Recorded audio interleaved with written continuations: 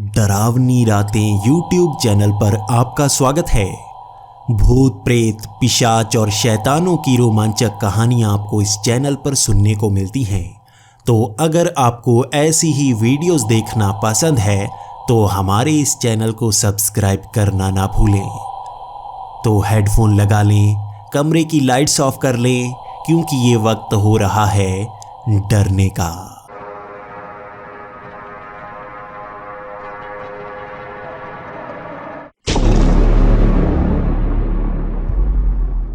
Hello दोस्तों, मेरा नाम राइली है और मैं अर्जेंटीना का रहने वाला हूँ। मैं पेशे से एक गोताखोर हूँ, इसीलिए मुझे ऐसी जगह पसंद आती है जहाँ पर भरपूर पानी हो। मैं ज़्यादातर समंदर किनारे ही रहता हूँ, क्योंकि गोताखोर का काम ही होता है समंदर की गहराइयों में जाना और कुछ नया ढूंढ कर लाना। समंदर की गहराइयों में आपको ऐसी ऐसी चीज़ें मिल जाएंगी जो ऊपर सतह पर कभी देखने को नहीं मिलती। आपने शायद वो शब्द नहीं सुने होंगे, हमने जितना अंतरिक्ष को पहचान लिया है उतना समंदर की गहराई को नहीं पहचान पाए हैं। समंदर की गहराई में ऐसे जीव जंतु अब भी रहते हैं जिन्हें खोजा नहीं जा पाया है। समंदर की गहराइयों में कुछ ऐसा दबा हुआ है जो बाहर नहीं निकाला जा पाया है। कई शिप, कई जहाज जो पानी में इस तरह से खो जाते हैं कभी ढूंढे नहीं जाते। वो नीचे तल पर जैसे बैठ जाते हैं, उन पर मिट्टी जम जाती है, उन पर कई छोटे छोटे पौधे लग जाते हैं और ऐसा एहसास देते हैं जैसे वो वहाँ पर मौजूद ही ना हो। कुदरत ने उसे अपने अंदर समा लिया हो और हम गोताखोरों का काम होता है ऐसी जगह पर पहुँचना, उसे बाहर निकालना और सारी दुनिया के सामने लेकर आना। लेकिन फिर भी मुझे इससे ज़्यादा रोमांचक काम उससे भी ज़्यादा पुरानी चीज़ें ढूंढने में आता है। मैं ये सोचा करता हूँ कि 1000 साल पहले तक का इतिहास सही से हम जानते हैं। उससे पहले क्या हुआ करता था? क्या कोई ऐसी सभ्यता हुआ करती थी जिसके बारे में आज हम सही से नहीं जानते?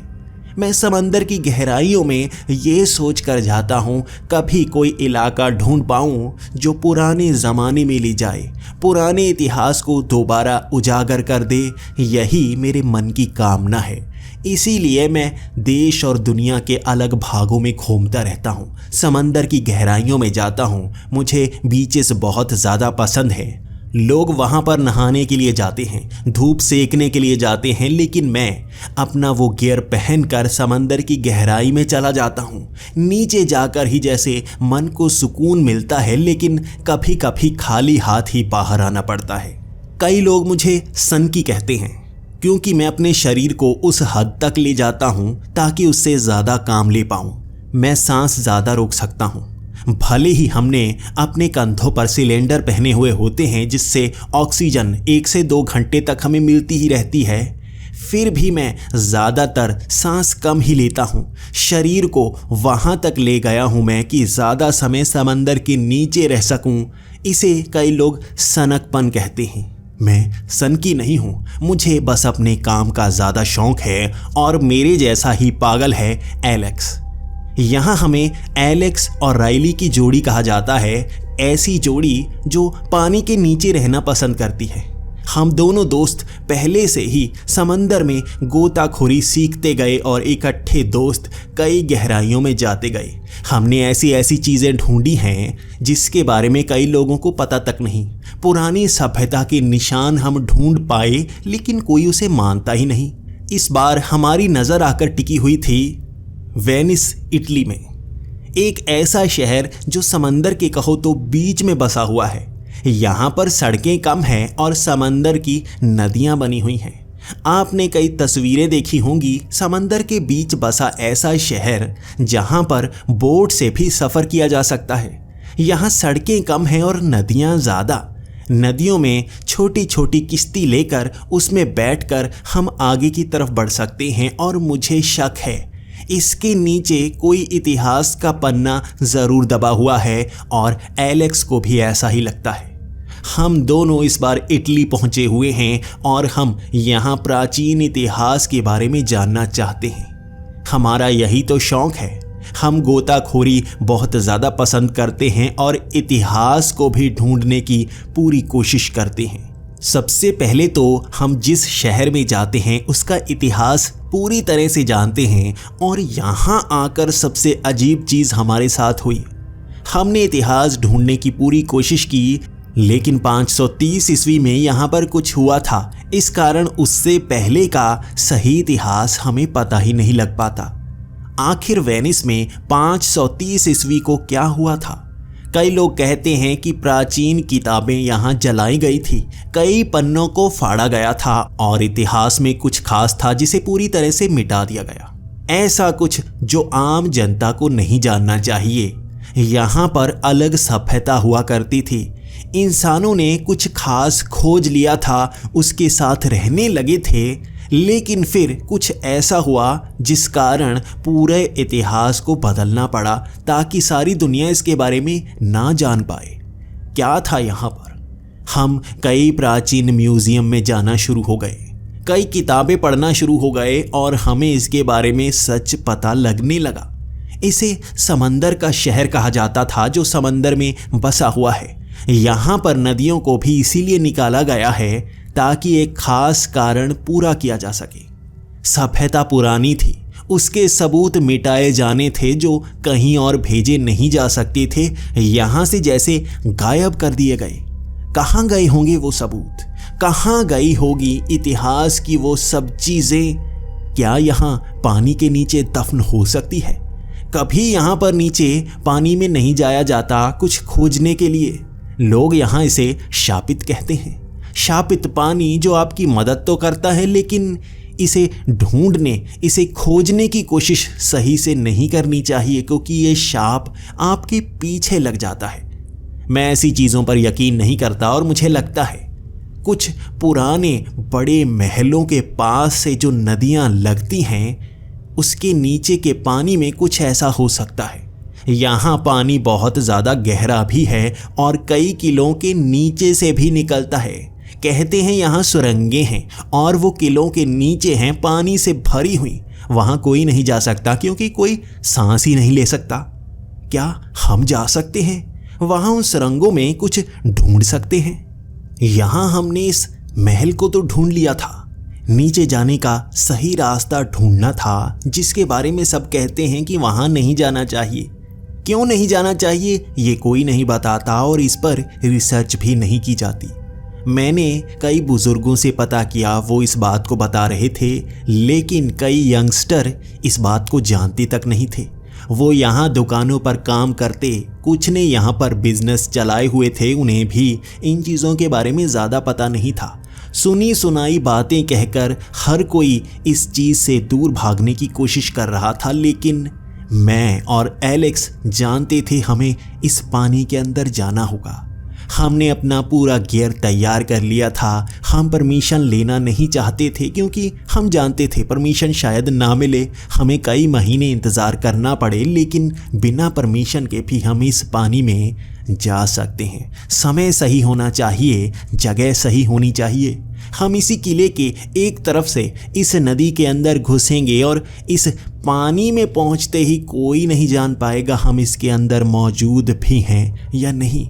हम इससे पहले ऊपर 2 लोगों को बताकर आएंगे ताकि कोई गड़बड़ हो भी जाए तो हमें ढूंढा जा सके। हम इस महल के नीचे जाती उन सुरंगों में जाने वाले थे और लगभग दोपहर के 3 बजे हम ये काम करने वाले थे। हमने सिलेंडर पीठ पर टांग लिए थे और ये बड़े सिलेंडर थे जो 3 से 4 घंटे की ऑक्सीजन हमें दे सकते थे। हमने पूरी तैयारी की, सारा सामान लिया और लगभग 3 बजे उन 2 लोगों के सामने हम पानी में कूद गए। पानी में कुछ साफ नजर नहीं आ रहा था क्योंकि मिट्टी ऊपर तक फैली हुई थी। थोड़ी गहराई पर जाने के बाद हम जैसे तली तक पहुंच आए थे। ये पानी ज़्यादा गहरा नहीं था और ये नदी भी ज़्यादा दूर तक नहीं जाती थी। समंदर का पानी यहाँ तक पहुँच रहा था जो इन नदियों का रूप ले लेता और यहाँ कई गलियों के पास से गुजरता। नीचे से हम ऊपर वाली उन हर दुकानों को देख रहे थे। नीचे से तैरते हुए हम आगे बढ़ रहे थे।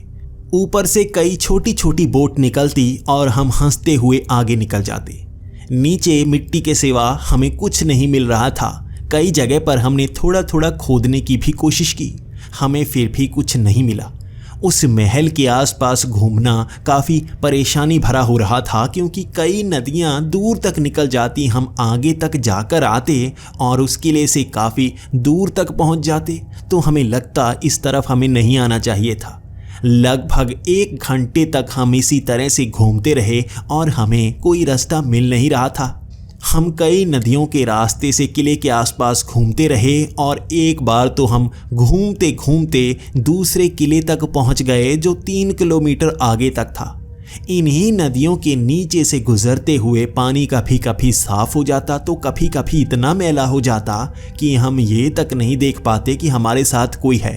पानी में परेशानी ये होती है कि आप आवाज़ नहीं लगा सकते और आप यहाँ से दूर भी नहीं जा सकते। आपने जो पहना है उसे भी छोड़ नहीं सकते, क्योंकि सांस लेना सबसे ज़्यादा ज़रूरी होता है। हम बाहर भी नहीं निकल सकते, क्योंकि पानी से बाहर निकलते ही लोग हमें पहचान लेंगे और शायद हमारी कंप्लेंट कर ही देंगे। हम अब काफ़ी आगे निकल आए थे और ये नया किला नीचे से काफ़ी पुराना लग रहा था। यहाँ नीचे भी ईंटें नज़र आ रही थी, मिट्टी कम थी और कई जगह पर हमें अंदर जाती सुरंगें नज़र आईं। उनके आगे सलाखें लगी हुई थीं जिन्हें खींच कर भी निकाला नहीं जा सकता था। हमें उसके अंदर जाना ही था, इसी कारण हमने कोशिश की उन्हें खींचने की। हम ऐसा कर नहीं पा रहे थे। एक जगह एक सुरंग पर जो सलाखें लगाई गई थी वो बिल्कुल गल सी गई थीं और खींचने पर हम उन्हें निकाल पाए। वो लग तो लोहे की रही थी, लेकिन वो लकड़ी की थी, वो पानी में गल चुकी थी और आराम से उसे हम एक तरफ कर पाए और अब अंदर जाने का रास्ता हमें साफ साफ नज़र आ रहा था। लेकिन 2 घंटे की ऑक्सीजन हम ख़त्म कर चुके थे, इसी कारण अब अंदर जाना खतरनाक हो सकता था। अगर अंदर ज़्यादा समय लगता तो ऑक्सीजन ख़त्म हो जाती और बाहर आने में ज़्यादा परेशानी होती और बिना ऑक्सीजन के हम सांस नहीं ले पाते और अंदर हमारी मौत तक हो सकती है। पता नहीं हमें अंदर क्या क्या देखने को मिलेगा, लेकिन ये सुरंग ईंटों की बनी हुई है। ऐसा रास्ता खुद बनाया हो सकता है और यहाँ पर मिट्टी भी काफ़ी ज़्यादा नहीं थी, पानी साफ था। समंदर यहाँ पर जैसे छनकर पानी भेज रहा था। ये रास्ता खास तौर पर जैसे कहीं जाने के लिए बना हुआ था। आज हमने सोचा कि यहाँ नहीं जाते हैं, रास्ता तो हमने ढूंढ लिया है। अगली बार यहीं से गोताखोरी शुरू करेंगे और सीधा इस सुरंग में अंदर की तरफ चले जाएंगे। हम वहाँ से तैरते हुए दोबारा अपने उसी किले के पास पहुँच आए। वो पीछे वाला रास्ता जहाँ पर कोई आता जाता नहीं था, वहाँ से बाहर निकले। वो 2 लोग अब भी हमारा इंतज़ार कर रहे थे और हमें देखते ही वो बहुत ज़्यादा खुश हो गए। लेकिन हमने जैसे ही अपना गियर उतारा, मास्क उतारा, हमारे उतरे हुए चेहरे देखकर वो पहचान गए अभी तक हमने कुछ खास ढूंढा नहीं था। हम पूरा दिन जैसे आसपास घूमते रहे उन सुरंगों को ढूंढने के लिए, लेकिन अंत में सुरंगें ढूंढ ली।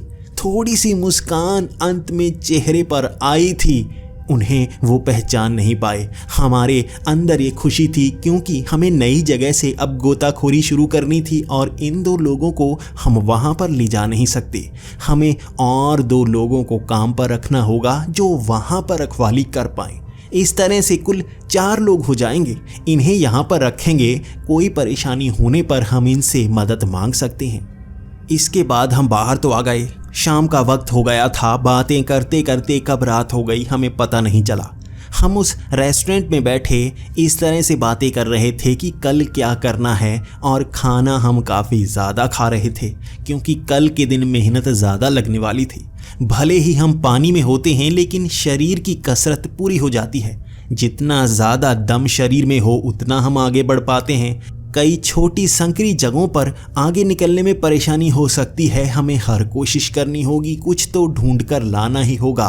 क्या हुआ था 530 में यहाँ पर, यहाँ की कई कलाकृतियाँ, कई किताबें, बहुत सारा सामान गायब हो गया जो शहर से बाहर नहीं गया। और मेरा मानना है सुरंगों में वो सामान छिपाया गया है। कुछ तो राज है इन सुरंगों में जो बाहर आना चाहिए। ये दूसरा दिन था और हमें अब उस दूसरे किले पर जाना था और एक ऐसी जगह ढूंढनी थी जहाँ से हम पानी में उतर पाते। सारा सामान बाहर रख पाते और हमें कोई देखता तक नहीं।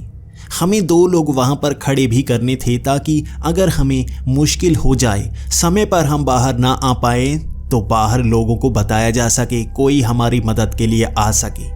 हमने पूरा प्लान बना रखा था और दोपहर के 3 बजे तक हम इस पर काम करते रहे। 2 लोगों को वहाँ पर इकट्ठा कर लिया गया था, उनको पैसे दे दिए गए थे और वो वहीं पर बिना कुछ बताए बैठे रहते इंतज़ार में। एक गली भी ऐसी ढूंढ ली थी उस किले के पास जहाँ पर कोई आता जाता नहीं था। सारा सामान वहाँ पर रखा, एक तरफ गली को बंद कर दिया मरम्मत का बहाना लगाकर, और हम उस पानी में अब उतर आए थे। यहाँ से थोड़ा तैरकर आगे जाना था, उस रास्ते तक पहुँचना था और उसकी जो लकड़ी की सलाखें थी हमने उतार रखी थी। सीधा वहाँ पहुँचते ही उसके अंदर घुस जाएंगे, अंदर की तरफ जाते जाएंगे और कोई ना कोई रास्ता हमें मिलेगा ज़रूर। हम जैसे ही पानी में पहुँचे, हमारा पहला मकसद उस सुरंग के पास पहुँचना था। हम धीरे धीरे तैरते हुए वहाँ पर पहुँचे तो लेकिन हमारे होश उड़ गए। हम लकड़ी की उन सलाखों को वहाँ से हटा चुके थे, लेकिन वहाँ पर कुछ पत्थर, कुछ ईंटों से उस सुरंग को बंद किया गया था। हम कुछ देर के लिए एक दूसरे की तरफ देखने लगे। क्या किसी को पता है कि हम यहाँ पर आकर गए हैं या वो इसकी रखवाली कर रहा है? किसी ने यहाँ पर पत्थर ईंटें लगाकर इस सुरंग को बंद कर दिया है। यानी वो जानता तो होगा कोई यहाँ पर वापस आएगा, या कोई इसे जानबूझकर बंद ही रखना चाहता है। हमारे मन में कुछ सवाल थे, लेकिन हमने सोचा 3-4 घंटे में अंदर जाकर बाहर आ जाएंगे, किसी को पता तक नहीं चलेगा। वैसे भी जो यहाँ पर आकर इसे बंद करके गया है वो रात के समय करके गया होगा, क्योंकि दिन के समय यहाँ पर हम मौजूद थे, यहाँ कोई नहीं आया। हम बार बार पानी के नीचे जाकर भी देख रहे थे, यहाँ हमें कोई नज़र नहीं आया था, किसी का पता नहीं चला था। उसके बाद हम उस सुरंग के अंदर जाना चाहते थे, लेकिन पहले उन पत्थरों को हटाना था जिसमें काफ़ी ज़्यादा मेहनत लगने वाली थी। उन पत्थरों को वहाँ भर दिया गया था, काफ़ी लोगों ने मेहनत की हुई लगती थी। कौन हो सकते हैं वो, इसके बारे में बाद में पता करेंगे, पहले इन ईंटों को हटाएंगे। हम धीरे धीरे ईंटों को हटाते गए और लगभग 15 से 20 मिनट लग गए हमें उन पत्थरों को पूरी तरह से हटाने में। हमें अब अंदर जाने का रास्ता मिल गया था। हम घिसटते हुए छोटे से छेद से ही अंदर घुस गए, क्योंकि पूरी ईंटों को हटाने में ज़्यादा समय लगता और ऑक्सीजन तो हम यहीं पर ख़त्म कर देते, अंदर ज़्यादा समय बिता नहीं पाते। तो छोटे से छेद से ही हम अंदर की तरफ घुस गए। उस सुरंग में अंदर जाते वक्त मन में कई ख्याल आ रहे थे। ईंटों से बनी हुई वो सुरंग छोटी ईंटों से बनी हुई थी। वो ईंटें अब इस्तेमाल नहीं की जाती, पुराने समय में वो ईंटें इस्तेमाल की जाती थी और अब तो कोई कोई ईंट मिलती है। यहाँ पर जितने भी घर हैं उनकी ईंटें बदली जा चुकी हैं। ये छोटी ईंटें मैंने भी पहली बार अपनी आँखों से देखी हैं। इससे पहले तो बस तस्वीरों में और म्यूज़ियम्स में इन छोटी ईंटों को देखा है। अंदर हम जाते जा रहे थे और कई डिज़ाइंस उन सुरंगों में बनाए गए थे। मेरे मन में तो यही सवाल था, आखिर क्यों पानी के नीचे डिज़ाइंस बनाए गए हैं और उस ज़माने में नीचे कौन आ सकता है? पानी में इतने अंदर तक कैसे कोई जा सकता है? इसके अंदर जाने के लिए सबसे पहले इन नदियों को बाहर से बंद करना होगा, पानी को सुखाना होगा, तब यहाँ इंसान जा सकते हैं, वरना अंदर सांस लेने में बहुत परेशानी होगी। वहाँ जैसे जैसे हम अंदर जाने लगे हमें महसूस होने लगा आसपास कोई है। थोड़ी थोड़ी आवाज़ पानी में आती, कभी कभी पैर के पास कोई महसूस होता। मुझे थोड़ा थोड़ा डर लगने लगा था। मैंने जैसे ही एलेक्स की तरफ देखा, वो भी इशारे कर रहा था। उसने उंगली घुमाकर इशारा किया कि यहाँ पर कुछ तो है, मुझे महसूस हो रहा है आसपास कोई मौजूद है। इस सुरंग में धीरे धीरे कई घुमाव आते जा रहे थे। उन घुमावों से निकलते हुए कई जगहों पर हमें चेहरे नजर आ रहे थे जो दीवारों पर बने हुए थे। ये पुरानी आकृतियां हैं, ऐसी मैं तस्वीरें भी नहीं देख पाया हूँ। ज़रूर यहाँ पर कुछ ना कुछ है जिसके बारे में हम ज़्यादा नहीं जानते हैं, और लोग पानी के अंदर आना वैसे भी पसंद नहीं करते, इस पानी को शापित मानते हैं। और ये किला भी पुराने ज़माने में इतिहास से कटा रहा है। इस किले की आज जानकारी जुटाने में बहुत समय लग गया और ज़्यादा कुछ पता हो ही नहीं पाया। ये किला है तो बहुत ज़्यादा पुराना, लेकिन इसका इतिहास भी 530 ईस्वी के पीछे वाला कुछ है ही नहीं। क्या हुआ था यहाँ पर जिस कारण इतिहास को मिटाया गया, और कुछ कड़ियाँ इस किले से जुड़ी हुई थी।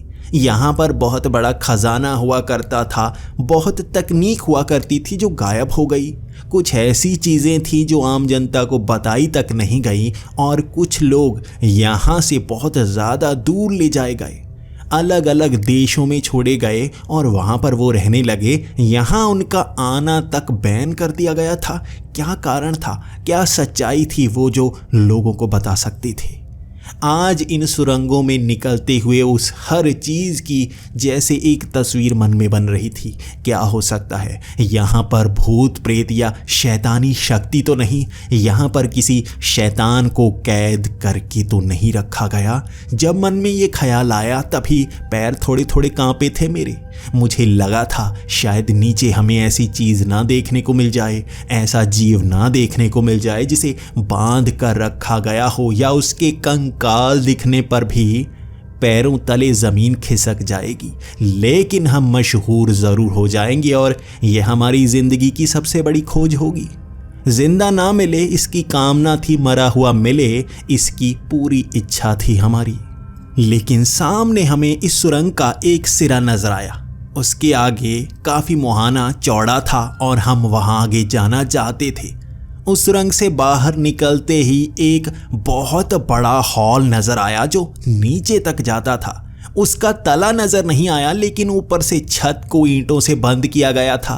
ये कंक्रीट की ईंटें लग रही थी। यहाँ पर लोहे का भी इस्तेमाल किया गया था। जैसे इस हॉल को बहुत विशाल बनाया गया था और आसपास लगे हुए वो छोटे छोटे पौधे जैसे अंधेरे में भी चमक रहे थे। पीले रंग के पौधे। मैंने कई जगह पर ऐसे पौधे देखे हैं जो चमकते हैं, लेकिन इतनी ज़्यादा रोशनी कोई नहीं करता। यहाँ पर तो कई छोटी छोटी चीज़ें नज़र आ रही थी जो अंगूठियों जैसी थी और चमक रही थी। उन्हें हाथ लगाते ही वो रबर जैसी लगती, वो जैसे उंगलियों में फंस जाती और सोखने का एहसास देती। उनसे खींचकर उंगलियां निकालनी पड़ती।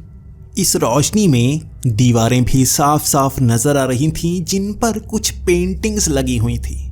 सबसे पहले उन पेंटिंग्स को देखकर मन में ये ख्याल आया, आखिर पानी के अंदर इन पेंटिंग्स को क्यों लगाया गया है और अब तक ये पेंटिंग्स खराब क्यों नहीं हुई हैं? मैं उसके पास जाना चाहता था, लेकिन एलेक्स बार बार मुझे इशारा कर रहा था, हमें नीचे की तरफ जाना होगा। इसका तला नज़र नहीं आ रहा। इस बड़े हॉल को नीचे की तरफ भी बनाया गया होगा, जिससे आगे जाने का कोई रास्ता होगा। लेकिन मैं उन पेंटिंग्स को हाथ लगाकर देखना चाहता था कितनी पुरानी है। मैं जैसे जैसे उसके करीब गया, उस पर बनी वो तस्वीरें मुझे साफ साफ दिखने लगीं। वहाँ अजीब अजीब चीज़ें बनाई गई थी। उड़न तस्तरियाँ बनाई गई थी, छोटे छोटे लोग बनाए गए थे। वहाँ इंसानों के भी कई हाथ बनाए गए थे।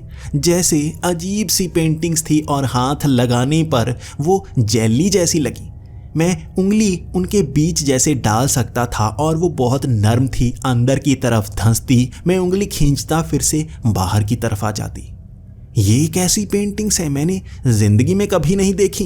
आखिर किस तकनीक से इन्हें बनाया गया है जो ये पानी में भी ख़राब नहीं होती और जेल की तरह बनाई गई हैं। ये तो हज़ारों साल बाद भी ख़राब नहीं होंगी अगर पानी के अंदर इसी तरह से पड़ी रहें।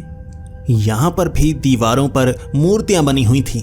अजीब अजीब जानवरों के चेहरे बने हुए थे जो काफ़ी ज़्यादा डरावने थे। रोशनी यहाँ पर कम थी जो उन छोटे छोटे पौधों से आ रही थी। बाकी मेरे माथे पर और एलेक्स के माथे पर एक टॉर्च लगी हुई थी, जिससे एक एक तरफ रोशनी पड़ती और वहाँ पर डरावने से चेहरे नजर आते जो उन दीवारों पर बने हुए थे। एलेक्स बार बार कह रहा था, समय यहाँ पर मत बर्बाद करो। वो इशारों में मुझसे बातें करता जा रहा था और उसका गुस्सा उसकी आंखों में नजर आ रहा था, तो मैं भी उसके साथ चल पड़ा।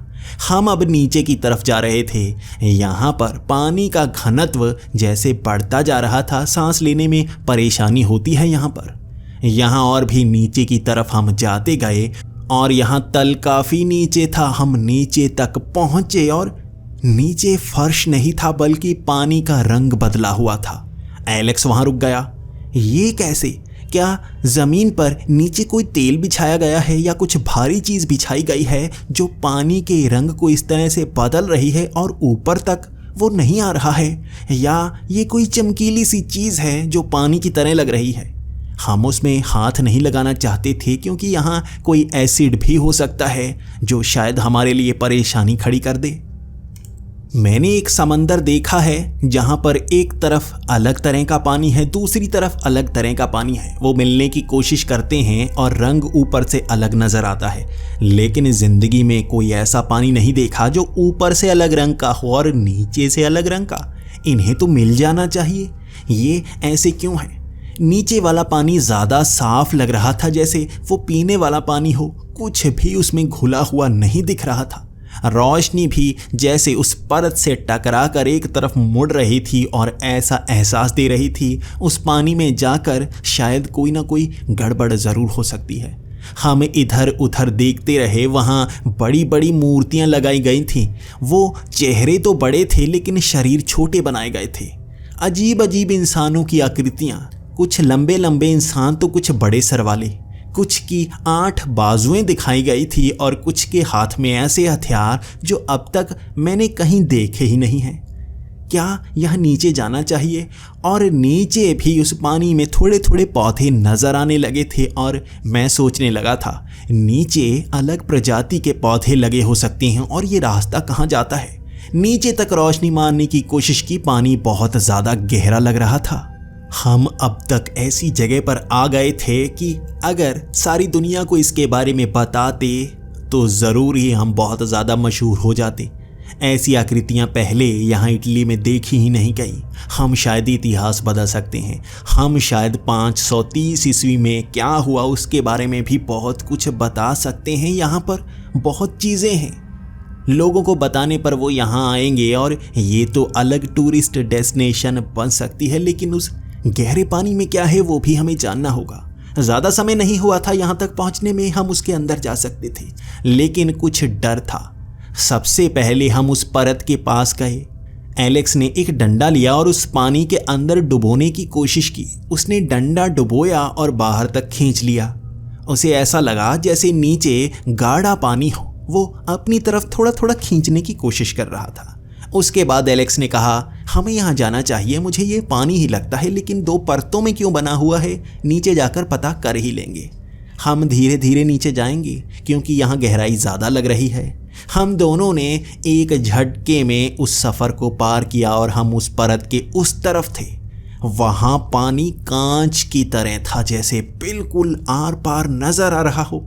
ज़रा भी रिफ्लेक्शन नहीं था। वहाँ चमकने वाले पौधे छोटे आकार के थे, लेकिन नीचे पड़ी वो मूर्तियाँ बहुत ज़्यादा अजीब थीं। नीचे एक छेद बना हुआ था और आसपास बहुत सारी मूर्तियाँ थीं। उनकी चमक सोने की चमक जैसी थी। मैंने एलेक्स की तरफ देखा, क्या ये सोने की हो सकती हैं? आसपास कई सिक्के पड़े थे जो सोने की तरह चमक रहे थे और उन्हें देखकर जैसे आंखें भी चमकने लगी। क्या हमने एक खजाना ढूंढ लिया है? क्या यहाँ तक पहुँचने का हमारा मकसद पूरा हो गया है? हम जैसे ही उन सिक्कों के पास गए, हमने देखा वो सोने के ही थे। वो विशाल जगह भरी हुई थी सोने से। वहाँ ऐसी ऐसी आकृतियाँ सोने से बनी हुई थी जो हमने देखी तक नहीं। वहाँ देवी देवता बने हुए थे जैसे वो आकाश से उड़कर आ रहे हों। वहाँ भगवान के हाथ बनाए गए थे जो हमें कुछ दे रहे थे। वहाँ पौधों को इस तरह से लगाया गया था कि उनके नीचे रोशनी निकल रही थी उनकी जड़ों से। यहाँ पौधे भी अलग थे, यहाँ चीज़ें भी अलग थीं। और उसके बाद एलेक्स ने कहा, चलो ऊपर जाकर आते हैं। मैंने एक सामान ऊपर रख दिया है, उसे लेकर आते हैं। मैंने बैग से निकाल कर रख दिया था। मैंने सोचा यहाँ पर निशान लगा देता हूँ, लेकिन निशान तो यहाँ नीचे लगाना चाहिए ना। हमने कोशिश की ऊपर उठने की, लेकिन तब हमें पता लगा इस पानी को ज़्यादा पतला सा महसूस कर रहे थे हम। यहाँ से ऊपर उठकर जाया ही नहीं जा रहा था, जैसे ये पानी ना हो, बस एक हवा सी हो। लेकिन ये पानी ही था। वहाँ हमें उंगलियों में महसूस हो रहा था और ऊपर उठना नामुमकिन था। आप सोच सकते हैं कि आप हवा में नहीं उड़ सकते, लेकिन पानी में तैरकर ऊपर की तरफ उठा जा सकता है। यहाँ वैसा हवा जैसा महसूस हो रहा था, जैसे हवा में हमें उड़ना होगा ऊपर तक पहुंचने में और ऊपर चढ़ने का कोई रास्ता नहीं था। तब मैं और एलेक्स डरे थे एक पल के लिए। हमें लगा शायद एक बहुत बड़ी परेशानी में फंस गए हैं हम। हमारे पास ऑक्सीजन भी इतनी ज़्यादा नहीं है हम ऊपर उठ पाएँ। हमें क्या करना चाहिए? तभी एलेक्स का पैर फिसला और वो खींचकर उस खड्डे की तरफ जाने लगा और मैं नहीं चाहता था वो वहाँ पर जाए। मैंने उसे पकड़ा, लेकिन हम दोनों घिसटकर उस खड्डे की तरफ जा रहे थे। तभी महसूस हुआ जैसे उस पानी का थोड़ा थोड़ा भंवर बन रहा था जो हमें खींच रहा था। वही हमें ऊपर उठने की बिल्कुल भी कोशिश नहीं करने दे रहा था।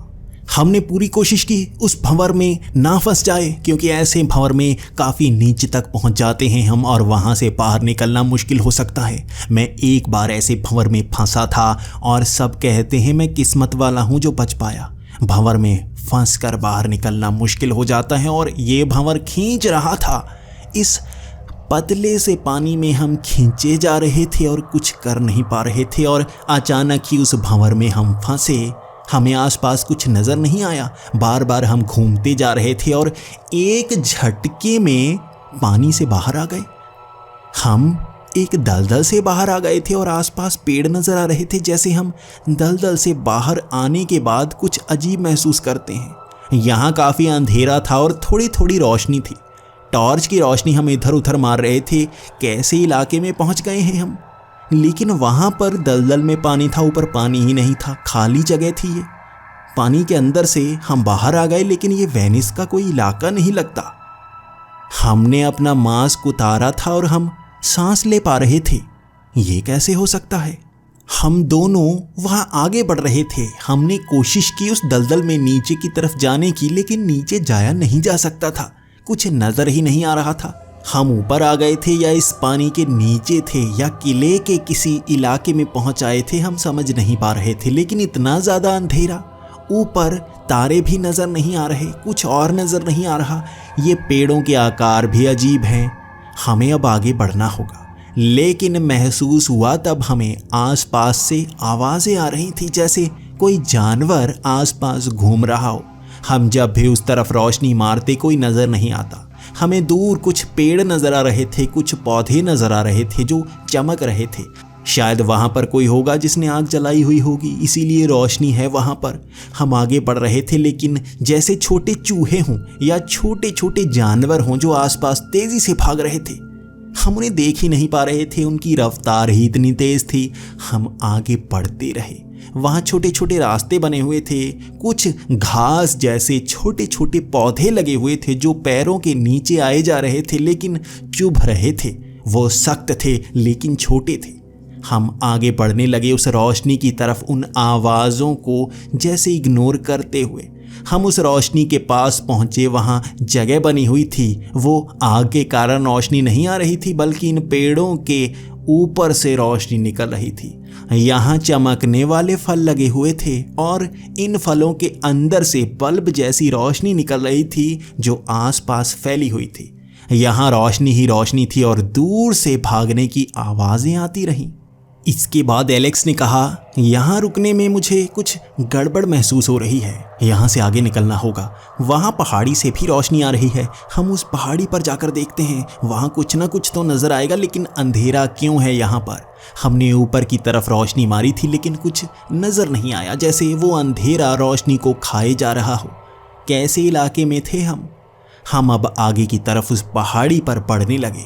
उस पहाड़ी के शिखर पर पहुंचना काफ़ी मुश्किल भरा था, क्योंकि यहाँ पर झाड़ियाँ ही बड़ी अजीब थीं। यहाँ पेड़ भी हिल रहे थे, जैसे पानी में लहराते हैं। वो जिंदा पेड़ लग रहे थे, लेकिन कुछ भी हरकत और नहीं करते, बस लहराते रहते। हवा बिल्कुल नहीं थी यहाँ पर।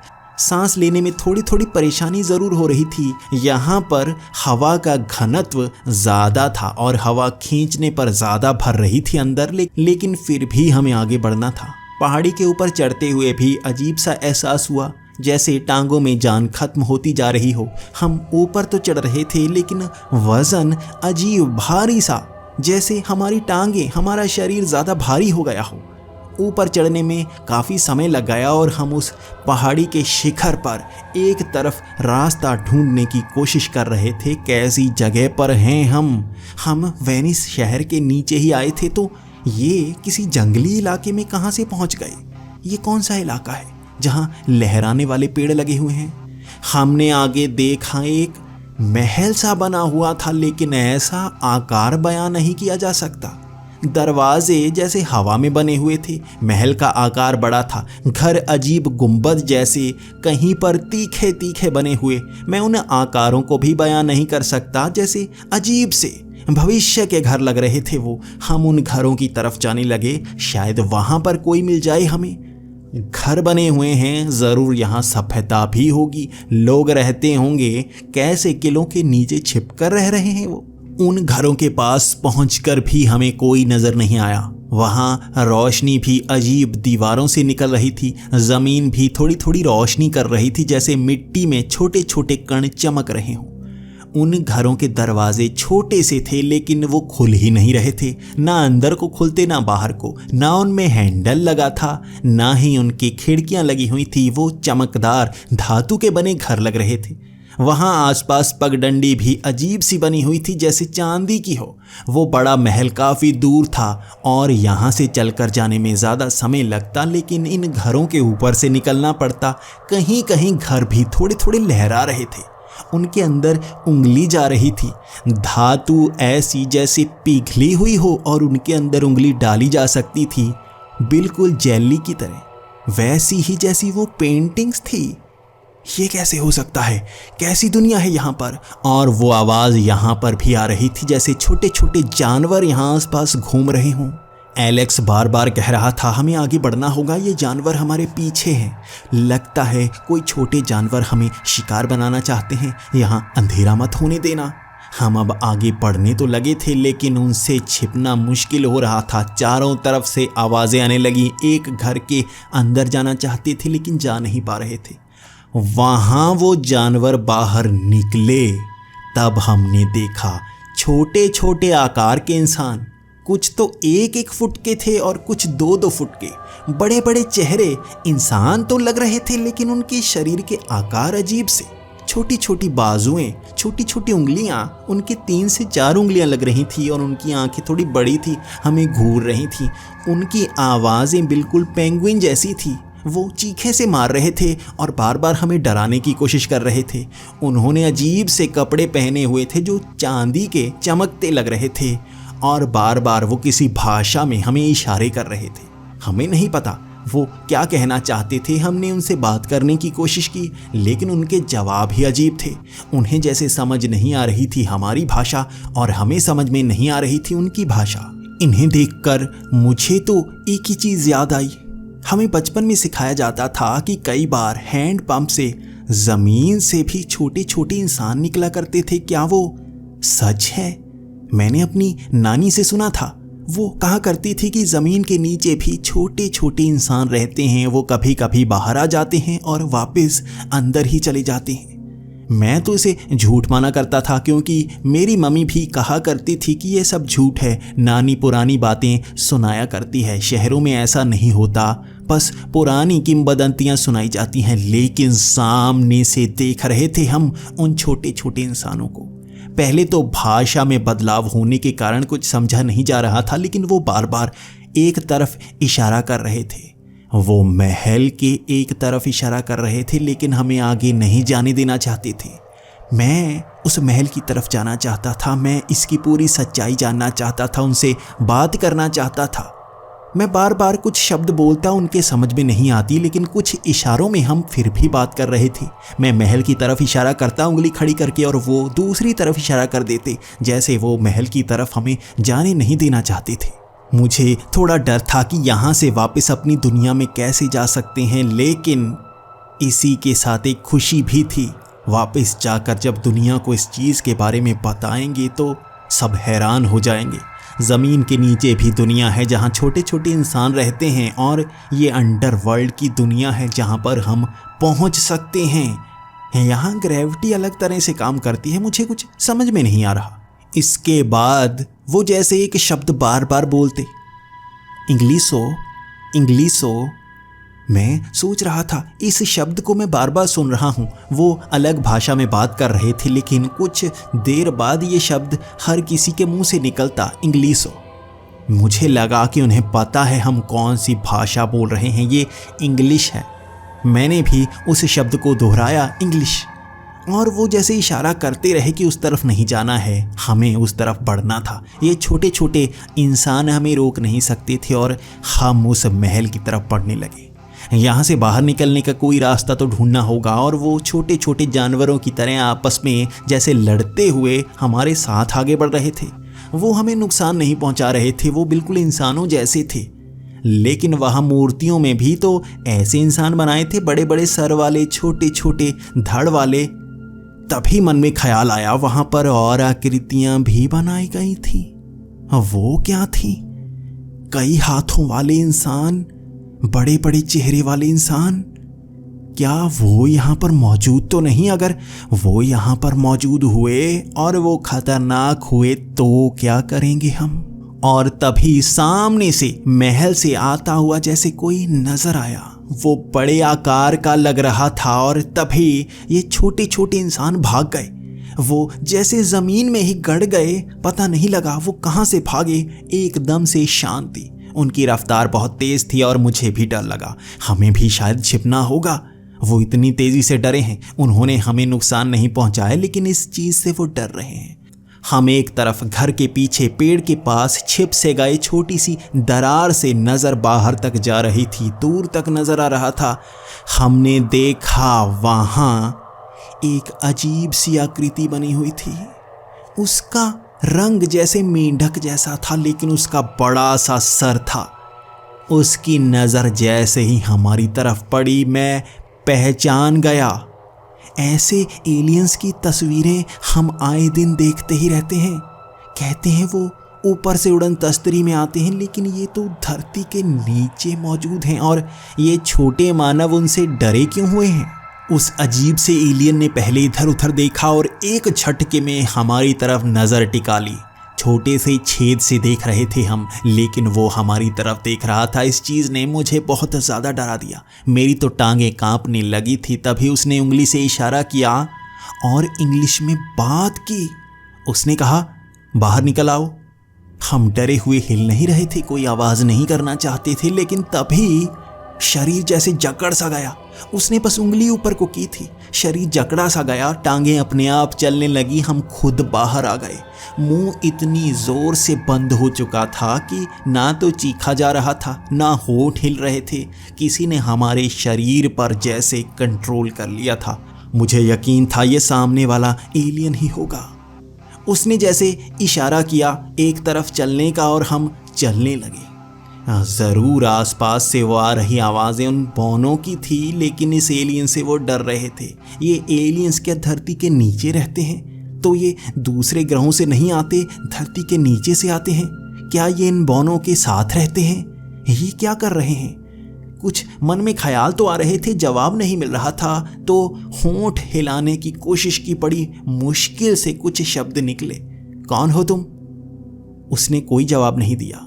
वो बौने आसपास थे, लेकिन वो एलियन हमें कहीं ले जा रहा था। और तभी एक बड़ी सी आकृति भी बनी थी। वहां जमीन से एक हाथ सा निकला था और उस एलियन ने उस तरफ इशारा किया। दोबारा वो हाथ मिट्टी में चला गया। वो बड़ा सा हाथ था, ना तो वो बौनों का लग रहा था, ना इस एलियन का लग रहा था। हम बस आगे बढ़ते रहे। हम थोड़े डरे हुए थे और मैंने उस एलियन को भी थोड़ा थोड़ा डरते हुए देखा था। वो इधर उधर डर कर जमीन की तरफ देखे जा रहा था। वो हमें एक पहाड़ी के पास बनी गुफा में ले गया, जिसे देखकर हम दोनों हैरान थे। उस गुफा के मुहाने पर जैसे पानी था। पानी तो नीचे होता है, ऊपर तक भरा हुआ था, बाहर तक नहीं आ रहा था। जैसे चमकती हुई एक दीवार, जैसे चमकता हुआ एक दरवाज़ा उस गुफा को बंद करने के लिए हो। उसके अंदर भंवर सा नजर आ रहा था। वो इशारे करता रहा कि हमें उस पानी के अंदर जाना होगा। हम रुकने की कोशिश तो कर रहे थे, लेकिन पैर अपने आप उस तरफ चले जा रहे थे। वो कहाँ भेजना चाहता था हमें? उस पानी के अंदर।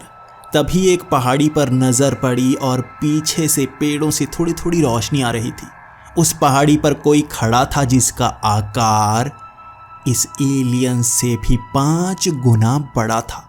ये एलियन तो हमारे जितना लग रहा था, लेकिन वो बहुत विशाल सा, जिसकी 6 से 8 बाजुएं थीं।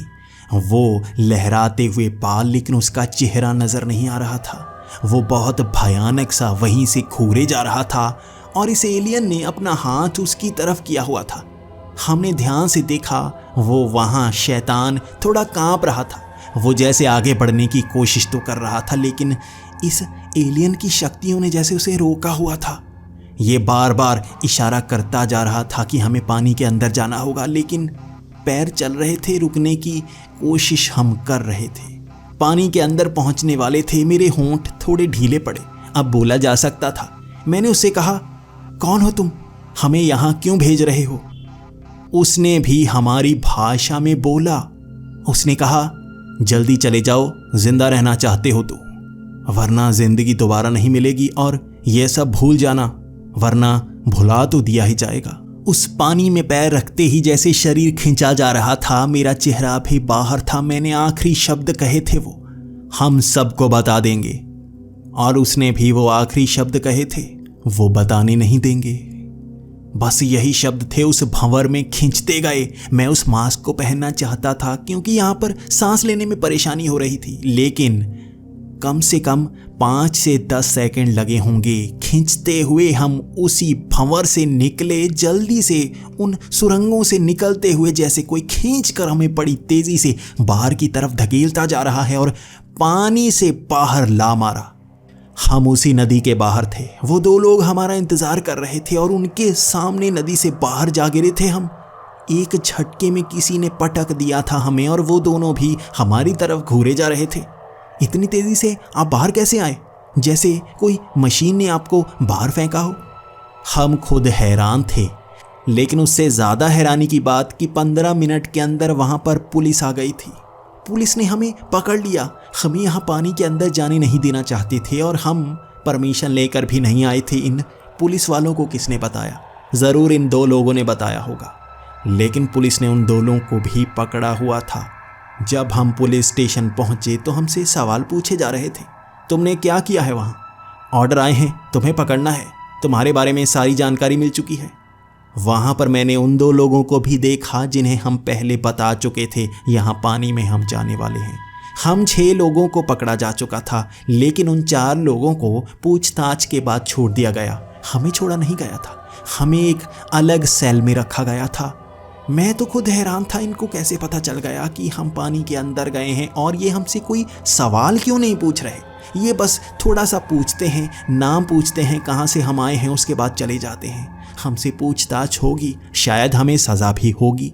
लेकिन लगभग 3 घंटे बाद हमारे सेल के बाहर जो पुलिस वाले थे उन्हें हटा लिया गया।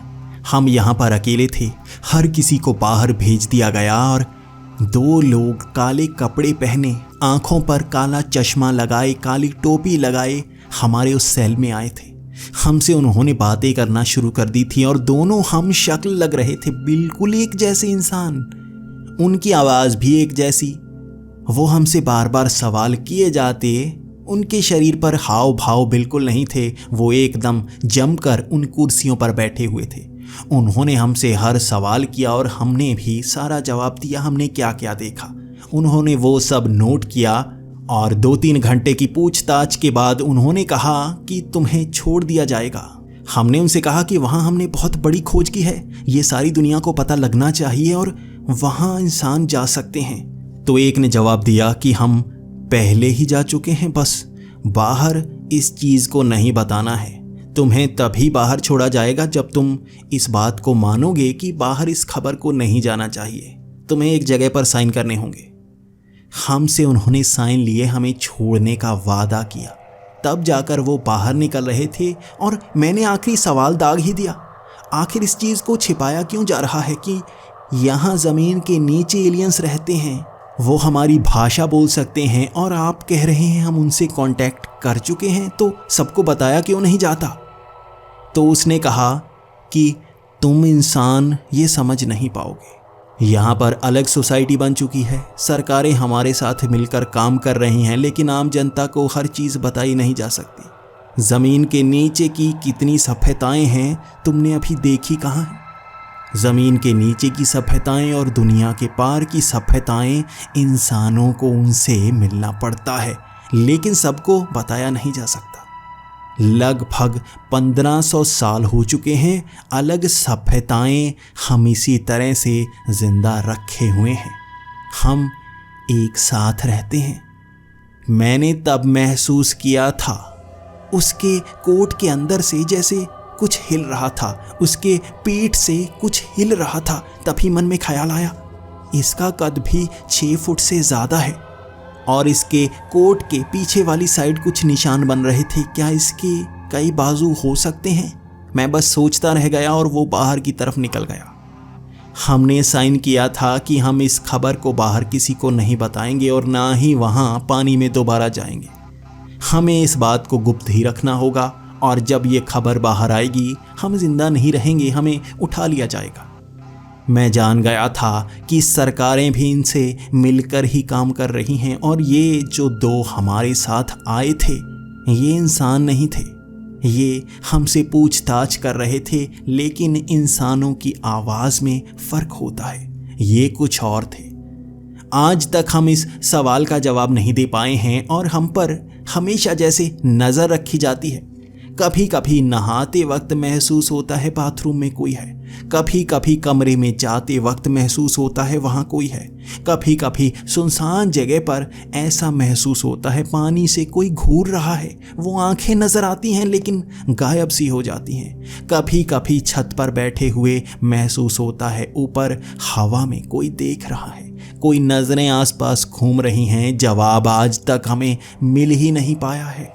बस इतना जानते हैं, ज़मीन के अंदर भी एक सभ्यता है, हमारे आसपास भी एक सभ्यता है जो इंसान नहीं है लेकिन हमारे साथ ही रहते हैं।